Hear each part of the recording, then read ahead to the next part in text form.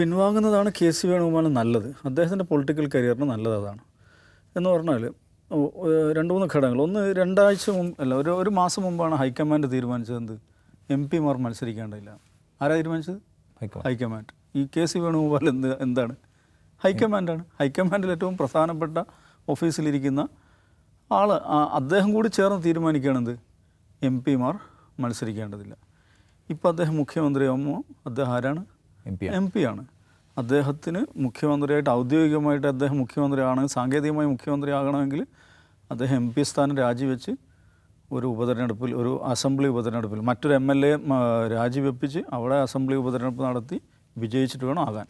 എന്ന് പറഞ്ഞാൽ 2 ഉപതെരഞ്ഞെടുപ്പുകൾ കേരളത്തിൽ ജനങ്ങൾക്ക് മേലെ അടിച്ചേൽപ്പിക്കപ്പെടുകയാണ്. അപ്പോൾ ഒന്നാമത്തെ പ്രശ്നം വരുന്നത് എവിടെയാണ്? എം പിമാർ മത്സരിക്കേണ്ടതില്ല എന്ന കെ സി വേണുഗോപാൽ തന്നെ ഭാഗമായിട്ടുള്ള ഹൈക്കമാൻഡ് തീരുമാനം അത് ലംഘിക്കപ്പെടുകയാണ്. അങ്ങനെ ലംഘിക്കപ്പെടാൻ വേണ്ടി പുതിയൊരു തീരുമാനം ഉണ്ടായിട്ടുണ്ടോ? അങ്ങനെ പ്രശ്നമുണ്ടല്ലോ. ഒരു തീരുമാനം 1 മാസത്തെ 1.5 മാസത്തെ പഴക്കമുള്ള തീരുമാനം അവിടെ നിൽക്കുകയാണ്. ആ തീരുമാനം എക്സ്പയർ ആയിട്ടില്ല, അല്ലെങ്കിൽ ആ റിവ്യൂ ചെയ്തിട്ടില്ല. അതിനിടയിൽ ഇദ്ദേഹം ക്ലെയിം ഉന്നയിക്കുന്നതിൽ ഒരു പ്രശ്നമുണ്ട്.